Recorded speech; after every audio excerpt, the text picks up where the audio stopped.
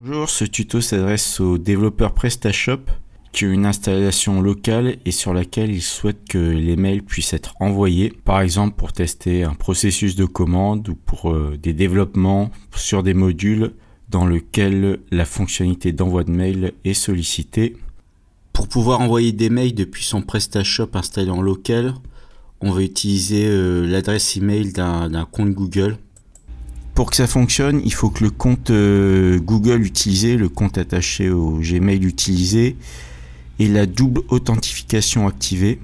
Si vous n'êtes pas sûr d'avoir cette option activée, vous en rendrez compte très rapidement en faisant le tuto. C'est très simple à mettre en place et Google explique bien, mais ça ne sera pas abordé dans ce tuto. Si vous le souhaitez avoir un tuto pour activer la double authentification, mettez-le en commentaire et puis un tuto sera fait là-dessus.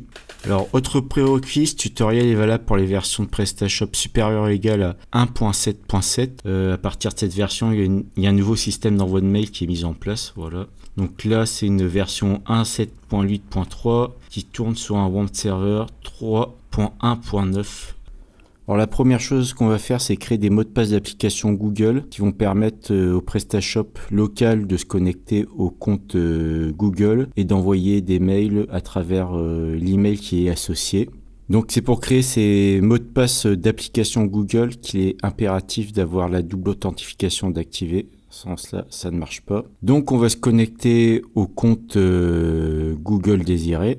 Donc il y a plusieurs moyens d'accéder à la page de connexion d'un compte Google. Donc là on voit la une, c'est d'aller sur la page google.com. Il y a l'écran donc Google et tout en haut à droite, il y a un gros bouton connexion, il faut cliquer dessus. S'il y a déjà eu des connexions sur des comptes Google sur l'ordinateur sur lequel vous travaillez, il est possible que vous voyez une liste de comptes, donc des comptes sur lesquels il y a déjà eu la connexion. Donc sélectionnez le compte avec lequel vous souhaitez faire la manipulation. Donc là, il faut saisir le mot de passe. Voilà, donc là on est de retour sur la page d'accueil de Google, c'est-à-dire la page du moteur de recherche. Et en haut à droite, on voit l'icône associée au compte. Donc on clique dessus et sous le nom, il y a marqué gérer votre compte. C'est dans un gros bouton. Donc on clique sur ce gros bouton et on arrive sur la page d'accueil du compte Google. Dans la colonne de gauche, il y a un menu et ce qui nous intéresse, c'est l'onglet sécurité, c'est la quatrième entrée. Sur la partie centrale de la page, il y a des sous-rubriques et parmi ces sous-rubriques, la troisième nous intéresse, c'est comment vous connecter à Google. Alors c'est ici que l'on voit si le compte a la validation en 2 étapes activée ou la double authentification. Donc par exemple sur ce compte c'est le cas. On voit qu'il y a marqué validation en 2 étapes avec voilà un petit coche vert à côté. Donc ça veut dire que cette option de sécurité qui est nécessaire pour faire la manip de ce tuto est bien activée. Là pour que vous puissiez bien voir, on a un exemple de compte où cette option n'est pas activée. Donc en face de l'entrée validation en 2 étapes, il y a marqué la validation en 2 étapes est désactivée. Alors pour l'activer sur votre compte, il suffira juste de cliquer dessus. Là, on va pas rentrer dans tout le processus de Google, mais ça sera très bien expliqué par Google pour activer cette option. C'est vraiment rapide à faire. Donc, il suffit de suivre le process décrit par Google. Donc voilà, là, on revient sur le compte pour lequel la validation en 2 étapes est bien activée. Donc, on clique sur l'entrée validation en 2 étapes. Ce qui nous envoie sur une nouvelle page. Et tout en bas de cette page, il y a un encadré qui s'appelle mot de passe d'application. Pour entrer dans le paramétrage des mots de passe d'application, il suffit de cliquer sur la petite flèche en bas à droite, là. Alors pour ce compte Google, il y avait déjà un mot de passe qui avait été défini justement pour le PrestaShop. Alors pour la démonstration, pour le tuto, on va en créer un autre. C'est vraiment très simple. Il suffit d'indiquer le nom de l'appli. Là, j'avais appelé ça Wamp Send Mail. Donc là, on va donner un autre nom, par exemple PrestaShop Mail. PrestaMail, voilà.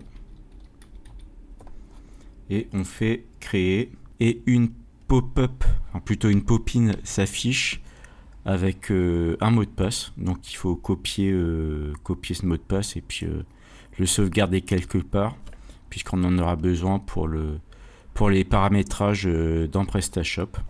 puis faire terminer. La première partie de ce tutoriel est terminée. On a un compte Google avec un password d'application qu'on va pouvoir utiliser dans PrestaShop.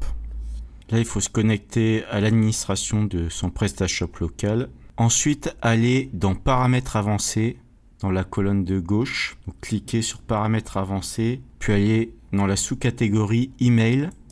Ce qui nous intéresse là, c'est le second encart. Donc, il y a un premier encart Email et puis un second encart Email avec voilà le petit une lettre à côté. Et c'est là-dedans qu'on va faire les paramétrages nécessaires. On sélectionne. Alors, sélectionner, utiliser mes propres paramètres SMTP pour les experts uniquement. Pour le nom de domaine de l'email, utilisez gmail.com. Pour le serveur SMTP, utilisez smtp.gmail.com. Pour utilisateur SMTP, là il faut rentrer son adresse Gmail. Pour le mot de passe SMTP, il faut saisir le mot de passe d'application qui a été défini dans Google précédemment. Pour le chiffrement, on choisit TLS. Pour le port, on choisit 587 et on définit sur les deux. Là, on a une option loguer les emails envoyés qui est mise à oui, on la laisse sur oui. Ça permet de faire un tracé des envois de mails. Pour du débugage, c'est bien pratique. Alors, une fois qu'on a rentré tous ces paramètres, on fait enregistrer. Et en bas, on a une partie qui permet de tester sa configuration. Donc, on saisit une adresse à qui envoyer l'email de test. Voilà. Et puis, on fait envoyer un email test.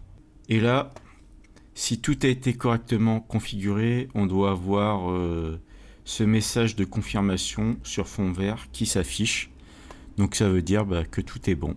Voilà, donc c'est vraiment pratique de pouvoir d'avoir un PrestaShop en local qui envoie des mails. Et là, on va sur sur sa boîte mail et effectivement, on a bien reçu l'email de test.